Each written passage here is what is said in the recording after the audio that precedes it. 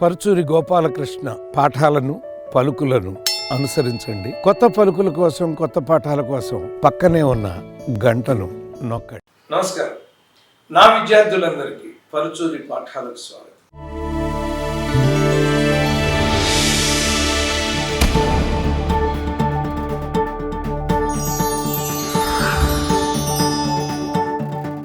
ఈ రోజున చాలామంది అడిగిన మిర్చి, ప్రభాస్, కొట్టాల శివ. ముందు దీనిలో కథన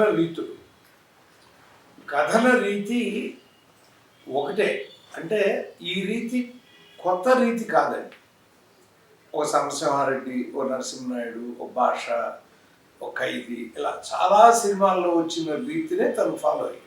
అయితే అప్పటికి నాకు తెలుసండి 2013 దాకా ఎక్కువ సినిమాలు ప్రభాసు అద్భుతమైన ప్రేమతో, అంటే మా వర్షం లాగా అలాంటి సినిమాలు ఎక్కువ చేశాడండి. అంటే డార్లింగ్ అయిపోయాడు చాలామంది యూత్గా. అలా ఒక డార్లింగ్ లాగా, అంటే ఒక అద్భుతమైన పర్సనాలిటీ, 6 అడుగుల అందమైన పర్సనాలిటీ ఉండి ఎక్కువ ఆ కథల్లో ఫైట్లు చేస్తానే ఉన్నాడు. కానీ తను మధ్యలో వెళ్ళి యోగి లాంటి సినిమాలు చేసినప్పుడు ఏమైందో మీకు తెలుసు. తన్ను అలా కోరుకుంటున్నారు అనుకుంటున్న సమయంలో తనని ఎలా కోరుకుంటున్నారో అలా మొదలెట్టాడు. నాకు ఎందుకన్నానంటే, సమరసింహారెడ్డి వచ్చి ఆ హోటల్లో పనిచేస్తున్నప్పుడు అతను సమరసింహారెడ్డి అని ఎవరు ఊహించరు. అతను ఒక కథ ఉందనేది మాత్రం ఊహిస్తారు. అలాగే దీనిలో కూడా ఒక చాలా కష్టతరమైన ఎలిమెంట్ ఒకటి ఉందండి.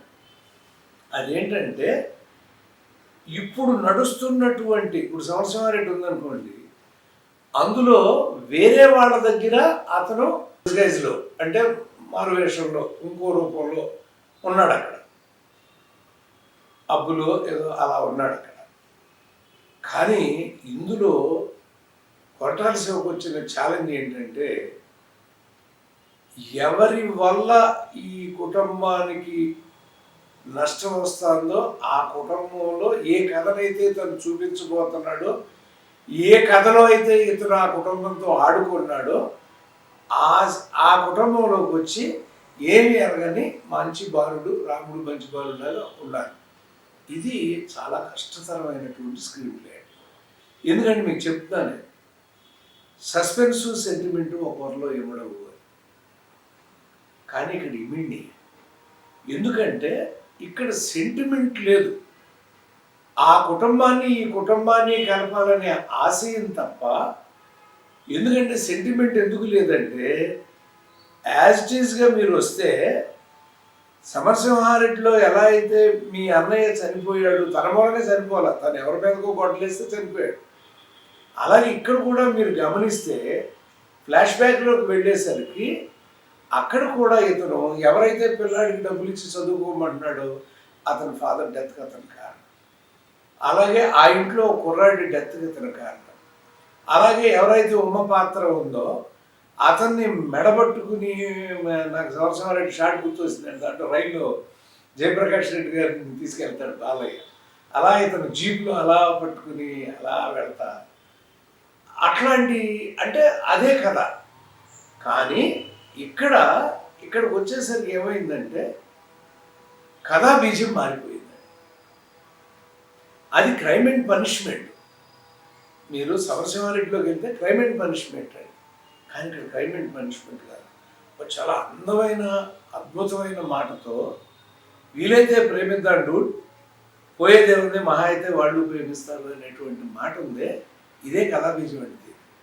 అంటే నరుక్కు చచ్చిపోవటం మీకు గుర్తుంటుంది. ఇంద్రాలో చిరంజీవి గారు అడిగితే 3 పేజీలు కొట్టేసి ఒక్క డైలాగ్ రాశారు. నరుక్కుంటూ పోతే అడవైన మెగలు, చంపుకుంటూ పోతే మనిషి అన్నవాడు మెగలు. ఇది ఇతని సిద్ధాంతం కాదు. He was motivated. First motivation ఏంటండి హీరోది, వాళ్ళందరినీ తీసేస్తే పని అయిపోతున్నానా అన్నాడు ఆ పెళ్లిలో. మీకు తర్వాత ఆర్డర్లో చెప్తాను. కాబట్టి ఆ మోటివేషన్ చేంజ్ కారణం ఏంటంటే తల్లి డెత్, తండ్రి అన్న మాట, ఎలా పుట్టేవారు అన్న కడుపున అన్న మాట, అక్కడి నుంచి ఇల్లు మార్పు వచ్చింది. ఈ కథ అంతా దాచేసుకున్నాడు. ఈ కథ ఎందుకు దాచుకున్నాడంటే, అక్కడికి వచ్చినప్పుడు కనుక ఈ కథ ఇప్పుడు ఇదే కథని అనగనగా ఒక రాజు, ఆ రాజుకు 7 కొడుకులు అనేటువంటి కథలాగా మనం చెప్పదలుచుకుంటే ఈ కథ నిలబడదు. ఎందుకని ముందు అద్భుతమైన ఎమోషనల్ భాగం చూసేసి సెకండ్ హాఫ్లో మార్చడానికి ప్రయత్నం చేస్తున్నాడు అంటే 100% ఈ స్క్రీన్ ప్లే మూలంగా సినిమా దెబ్బతింది. తను మొదటిసారి దర్శకత్వం వహిస్తున్నా కూడా యాజ్ ఎ రైటర్ అతనిలో మంచి రచయిత ఉన్నాడు. ముందు కథా రచయిత ఉన్నాడు, స్క్రీన్ ప్లే రచయిత ఉన్నాడు, మాటల రచయిత ఉన్నాడు కొట్టాల సేవలో.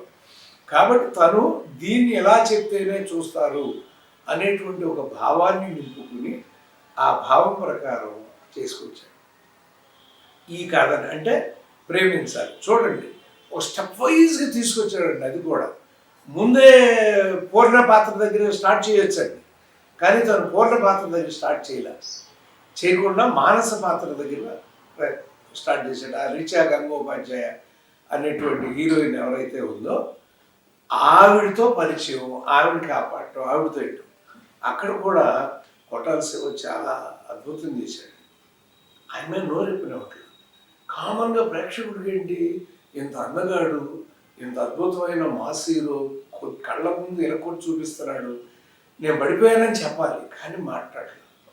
ఎందుకు మాట్లాడలేదంటే తనకు తెలుసు తన కుటుంబం ఒక భయంకరమైంది, ఇతను ఎవరినో తీసుకెళ్తే అతను ఏం చేస్తారో కూడా అమ్మాయికి తెలియదు. అందుకే దయచేసి వెళ్ళిపో అనే వరకు ఫస్ట్ బ్లాక్ని అప్పటిదాకా ప్రభాస్ బాడీ లాంగ్వేజ్లో ఏ ప్రేమ అయితే అంత గొప్ప బాహుబలిలో కూడా మీరు అబ్జర్వ్ చేశారో లేదో, ఈయన ముందు ఆ లవ్ స్టోరీనే తీసుకెళ్ళాడండి. ఫస్ట్ రాజమౌళి కూడా అదే పని చేశాడు. ఎందుకంటే అతన్ని అలా చూడబుద్ధి అవుతుంది.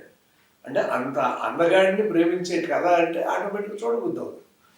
కాబట్టి ఇక్కడ కూడా అది మొదలెట్టాడు. మొదలెట్టి నువ్వు వెళ్ళిపో అన్నాక వచ్చి ఆ కాలేజీలో చేరి ఇదేంటయా అందరూ ఫారినర్లు చదువుకుంటుంటే నువ్వు విదేశాల నుంచి వచ్చి స్వదేశంలో చదువుకుంటావు అనే డైలాగ్ కూడా రాసి అక్కడ పూర్ణని పరిచయం చేసుకోవాలి. ఎందుకంటే తను ఇప్పుడు మోటివైజ్డ్ బై హిస్ ఫాదర్. తండ్రి చెప్పిన ఆశయాన్ని తీర్చాలి అంటే ఇతను ఆ ఊరు చేరాలి, ఆ ఇంట్లో చేరాలి. ఆ ఇంట్లో చేరాలి అంటే మానస్ ద్వారా వెళ్ళలేడు. ఎందుకంటే ఆ కుటుంబం ఏంటో ఇతను తెలుసు ఆల్రెడీ. ఫస్ట్ హాఫ్లో చూసి ఉన్నాడు వాళ్ళందరినీ. అంటే ఫస్ట్ హాఫ్లో అంటే మీరు చూసిన సెకండ్ హాఫ్లో. ఇప్పుడు అతను కథ రాసుకున్నప్పుడు ముందు అనగానే ఒక రాజు కథలో అయితే ముందు ఫస్ట్ హాఫ్ అదే కదా, అందులో అందరూ తెలుసు. కాబట్టి పూర్ణ ద్వారా అంటే ముందు పూర్ణని పాత్రని మార్చాడు. అతనిలో ప్రేమించడం అనే అలవాటుని నేర్పించాడు. అంటే కత్తి పట్టుకుని వెళ్ళి నరికేద్దాం అనుకున్నటువంటి ఒక పాత్రని ప్రేమించడం అనేది నేర్పించాడు. ఇది రెండో భాగం అండి. మూడో భాగం ఏంటంటే ఎక్కడ కూడా భాషలో కానీ వాటిల్లో మధ్య మధ్యలో అలా వేసి తనకి ఏదో కథ ఉందని చూపిస్తాడు. అలాగే సమరసింహారెడ్డి ఫోటో చూపిస్తూ ఉంటారు కదా, ఇతను ఎక్కడన్నా చూసారా అని ఆ ఫోటోలు చూపిస్తారు. అంటే ఇతనికి ఏదో కథ. మన ఇంద్రాలోను సమరసింహారెడ్డిలో కూడా ఇక్కడ సత్యనారాయణ గారు అక్కడ ప్రకాష్ రాజ్ పాత్ర ద్వారా నమస్కారాలు పెట్టి చాలా గొప్ప కథ ఉంది వేడు కానీ మనం ప్రిపేర్ చేసాం ఆడిటోరియా. అలాంటి ప్రిపరేషన్ ఏమీ ఇతను చేయకుండా కామ్గానే ఉన్నాడు. ఒక సీక్వెన్స్ వచ్చిందండి, అంటే ఉమ పాత్రని కాపాడేటువంటి ఒక అద్భుతమైన సీక్వెన్స్ ఫైట్ చేయగలడు అతను. ఇంటర్వెల్లో చేసిన ఫైట్ ఇక్కడే చేసి అతను కాపాడి రావచ్చు, కానీ దాన్ని దాచుకుని సడన్గా జీపులో అతన్ని ఎక్కించుకుని తీసుకొచ్చేసాడు తప్ప అక్కడ ఫైట్ చేయలేదు. ఎందుకంటే ఇతను ప్రేమికుడు, అందరినీ ఎదటి వాళ్ళని ప్రేమించండి వాళ్ళు మిమ్మల్ని ప్రేమిస్తారనే సిద్ధాంతం ఉన్నాడు అన్నంత వరకే తెలియాలి తప్ప ఇతనిలో ఒక భయంకరమైన మాస్ హీరో ఉన్నాడనేది ఆ పాత్రకు తెలియకూడదు. అందుకని అక్కడ కట్ చేసి ఇంటర్వెల్ దాకా లాక్కొచ్చాడు. ఇంటర్వెల్ దాకా మనకి యాక్చువల్గా ఈ కథ ఎంత లింక్ ఇచ్చినా ఏమవుతుందండి, అమ్మో ఈయన చంపేస్తారేమో, ఆ ఇంటాడు ఇంట్లో ఉన్నాడేంటి అనేటువంటి తప్పు వస్తుంది. ఆ తప్పు రానివ్వకుండా చాలా జాగ్రత్త పడి ఈ స్క్రీన్ ప్లేలో కథన రీతిలో ఉన్న అందం అంటారు చేసుకుని ఇక్కడ ఉండి ఏం చేశాడు, తన కుటుంబానికి ఎప్పుడైతే నష్టం వస్తుందని తెలిసిందో అప్పుడు ఆ డిస్గైజ్లో వెళ్ళిపోయి అందరినీ కొట్టేసి నా ఫ్యామిలీ సేఫ్ అని అరిచాడు, ఇంటర్వెల్ వేసాడు. అంటే ఆ పిల్లాడు ఫస్ట్ హాఫ్లో ఏ కొడుకు అయితే ఉన్నాడని వీళ్ళు భయపడతాడు, ఒక మగాడు ఉన్నాడు ఆ ఇంట్లో, ఓ మగాడు ఉన్నాడు ఆ ఇంట్లో అని అనుకుంటున్నాడు ఒక పాత్ర. అతను ఫ్యామిలీ సేఫ్ అనగానే తను టెన్షన్ పడి ఇంటర్వ్యూషన్ చేశాడు. చేసిన తర్వాత ఈ అమ్మాయి ప్రపోజల్ మానస నేను చెప్తే ఒప్పుకుంటాను, మనం పెళ్లి చేసుకుందాం అన్నప్పుడు అక్కడ కథ చెప్పాడు. కరెక్ట్గా ఎవరికి తెలియాలో వాళ్ళకి. ఇది కూడా శివ స్క్రీన్ ప్లేలో గొప్పతనం. ఎందుకంటే ఎవరికో కథ చెప్తే ఈ అమ్మాయి డిసప్పాయింట్ అయిపోతుంది. ఎందుకంటే మీరు లాస్ట్ షాట్ చూసుకోండి, అతను అలా వెళ్ళిపోతే వెనక్కి తిరిగితే అలా అంటుంది తను అక్కడ. అంటే వెళ్ళిపోరు, బికాజ్ ఇతని ప్రేమ కథను ఆమె వినేసి. ఒక అనుష్కతో ఇతను బాడీ లాంగ్వేజ్, ఇతను ప్రేమ, ఇతను ఆల్రెడీ ఆమెను పెళ్లి చేసుకోబోయి ఆగిపోయాడు, ఈ కథ అంతా కూడా వినేసింది ఆయన. కాబట్టి ఆ అమ్మాయికి చెప్పడం అనేది అద్భుతమైనటువంటి. ఎవరికి చెప్పాలి ఫ్లాష్ బ్యాక్ అనేది చాలామంది రచయితలకు వచ్చే తలనొప్పులు ఇవేనండి. ఈ ఫ్లాష్ బ్యాక్ ఎవరితో చెప్తే బాగుంటుంది అని చెప్పే కదా. ముందడుగులో కూడా మేము 3 సార్లు మార్చుకుని ఫైనల్గా అక్కడ కృష్ణ గారు అడిగి, ఇక్కడ సోమబాబు గారు అడిగి, సోమబాబు గారికి గుమ్మడి గారు, కృష్ణ గారికి అన్నపూర్ణ గారు, ఇద్దరు ఆ ఏజ్ గ్రూప్ వాళ్ళిద్దరు కథలు చెప్తారు. వాళ్ళకి తెలియాలి నిజాలు, అందుకని వాళ్ళకి చెప్పారు. ఇలా ఈ ఫ్లాష్ బ్యాక్ని చెప్పడం అనేది కూడా ఒక అద్భుతం. ఆ తర్వాత 3 భాగాలు ఉంటాయి సీక్వెన్స్. ఇది ఫ్లాష్ బ్యాక్లో తను చెప్పుకునే సీక్వెన్స్లో ఫస్ట్ సీక్వెన్స్ ఏమో తండ్రి 2 ఏళ్ల వయసులో ఈ పగలు ప్రతీకారాలు దూరంగా అమ్మ తీసేసుకొచ్చి అద్భుతంగా చదువుకున్నటువంటి ఒక పిల్లాడు తనకు తండ్రి ఉన్నాడని తెలిసి అక్కడ రావటం, అక్కడ అనుష్కతో సరదాలు, ఇదంతా ఒక భాగం చేసుకున్నాడు. రెండో భాగంలో ఇతను ఆయన చుట్టూ, సత్యరాజు గారి చుట్టూ, దేవా అనే పాత్ర చుట్టూ ఉన్నటువంటి పాత్రలు ఏం కోరుకుంటున్నారో అవి తీర్చడానికి పుట్టిన కొడుకులాగా ఇతను వచ్చి వాళ్ళందరినీ కొట్టడం వాళ్ళు చూస్తారు. సో ఇలా కొట్టుకుంటూ వచ్చేసి అక్కడి నుంచి మళ్ళీ వెళ్ళిపోయాడు. అక్కడ కూడా నిజాన్ని బయట పెట్టారు, తండ్రికి తెలవనివ్వాలి. మూడో భాగంలో అనుష్కను పెళ్లి చేసుకునే సమయంలో, అంటే తను ఫస్ట్ హాఫ్లో ఎవరెవరికైతే ఆ కుటుంబానికి ఉపయోగపడుతున్నాడో ఆ నష్టం ఈ బ్లాక్లో జరిగింది. ఎందుకంటే వాళ్ళ అమ్మని చంపేశారు అక్కడ. కాబట్టి పగపచ్చిగా ఉన్నప్పుడు ఆ పాత్రలను చంపిన కోపం హీరో మీద మనకు రాదండి. ఎందుకంటే వాళ్ళ తల్లి చావు కారణమయ్యారు వాళ్ళు అక్కడ. కాబట్టి వాళ్ళందరినీ చంపేశాడు. తల్లి చావు కూడా ఇతన్ని మార్చినట్టు చూపించలేదండి. ఎందుకంటే తల్లి చనిపోయినా కూడా కత్తి పట్టుకుని బయలుదేరుతున్నాడు మళ్ళీ.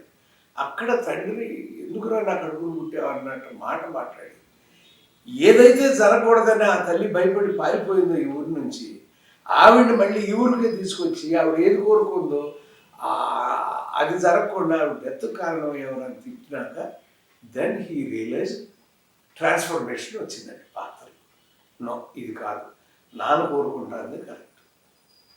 సో నాన్న కోరుకుంటాంది 20 ఏళ్ళగా జరగల, కానీ ఇతను అది చేయాలి అంటే మనం ఈ ఊళ్ళో వాళ్ళ ఆ ఊళ్ళో కూర్చుంటే జరగదు అనేటువంటి ఒక అద్భుతమైన ఆలోచనతో ఆ ఊళ్ళోకి వెళ్ళడానికి స్టెప్పులన్నీ వేసుకుంటూ వచ్చి అక్కడ ఆ తర్వాతకు వచ్చేసరికి ఇతను పెళ్లి చేసుకుంటానంటే, నువ్వేంద్రా మాకు ప్రేమికులు కాదురా, ఆ ఇంటి నుంచి కాపాడే మొగాడు మాకు కావాలి ఇక్కడ అని ఒక టెస్ట్ ఫైట్ పెట్టాడు. ఇది 11th అవర్లో చెప్తాను.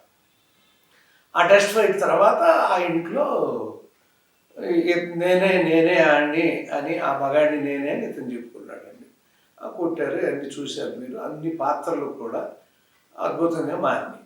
కానీ అక్కడ కూడా ఒక స్క్రీన్ ప్లే అందం ఏంటంటే, ప్రేమించడం మొదలు పెడితే ఎంత మంచి జరుగుతుంది అంటే, ఫిజికల్గా హ్యాండిక్యాప్డ్ అయిపోయినటువంటి ఒక మనిషి కూడా చెయ్యి కాలు కదిలి కంఠంలోంచి వాయిస్ బెనర్జీ పాత్రలు చూపించాడు. Hats off.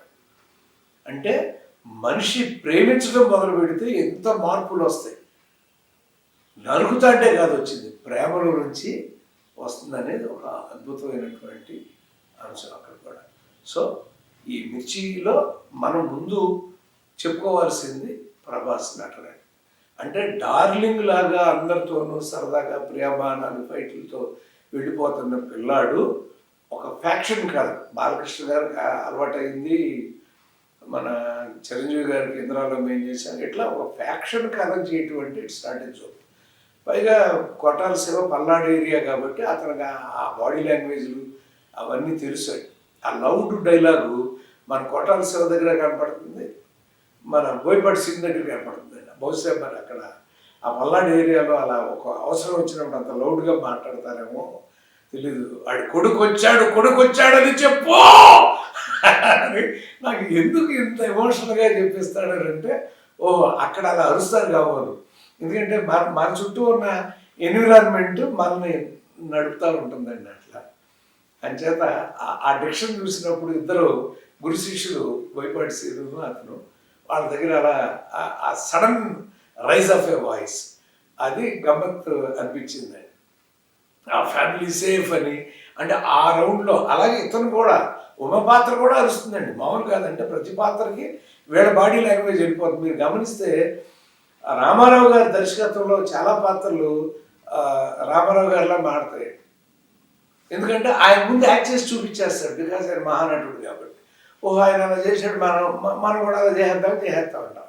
అది ప్రమాదం, మనం చూపించకూడదు.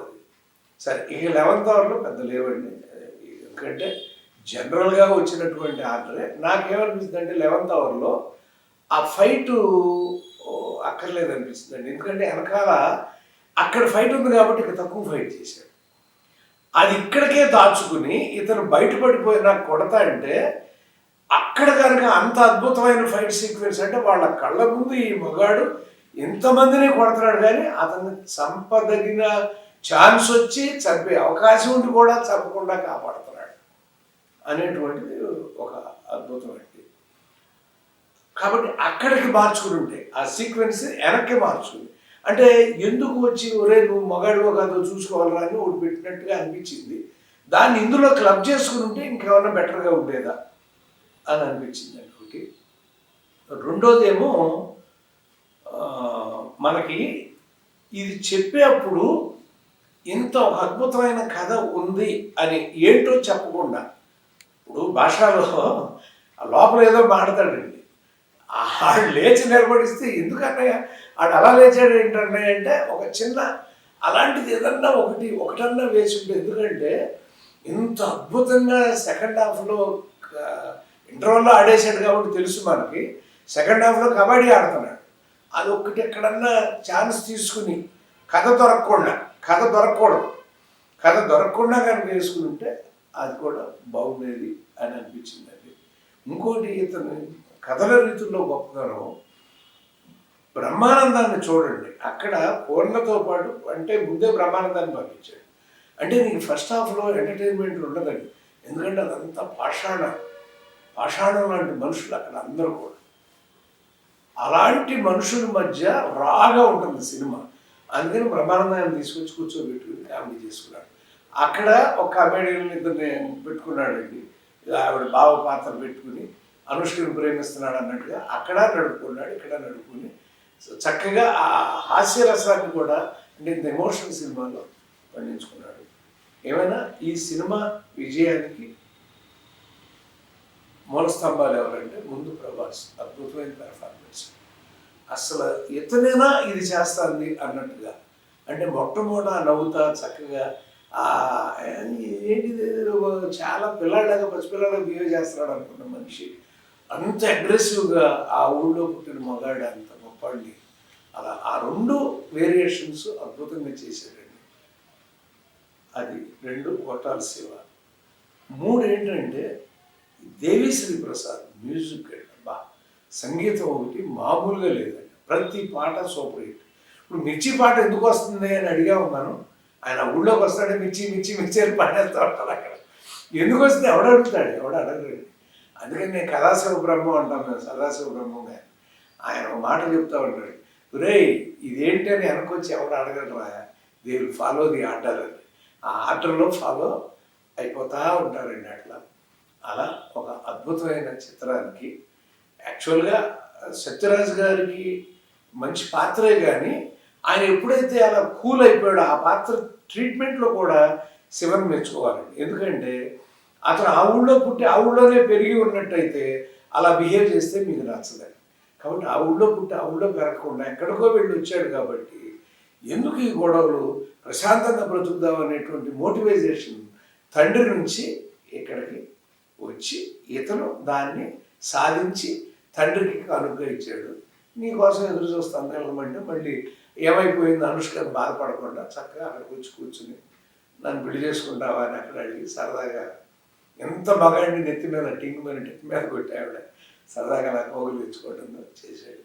సో మిర్చి ఒక అద్భుతం. మరి Prabhas first length of mass హీరోయిజంలో బాగా లేపిన సినిమా ఇదేనేమో అనుకుంటున్నాను నేను. మరి అద్భుతం, మంచి సినిమా. Shiva all the best, Prabhas all the best. ఇంకా మంచి సినిమాలు మీరు అందరూ చేయాలి. దేవిశ్రీ ప్రసాద్, నువ్వు ఎన్నిసార్లు మ్యూజిక్ చేసినా ఆ మ్యూజిక్ మళ్ళీ వినాలనిపించాలని అనిపిస్తుంది. నీ తండ్రి సత్యమూర్తి మా సోదరుడు, ఆయన ఆశీస్సులు కూడా నీకు ఉండాలని ఈ యూనిట్ అందరికీ, నిర్మాతలకి అందరినీ కూడా ఆశీర్వదిస్తూ సెలవు.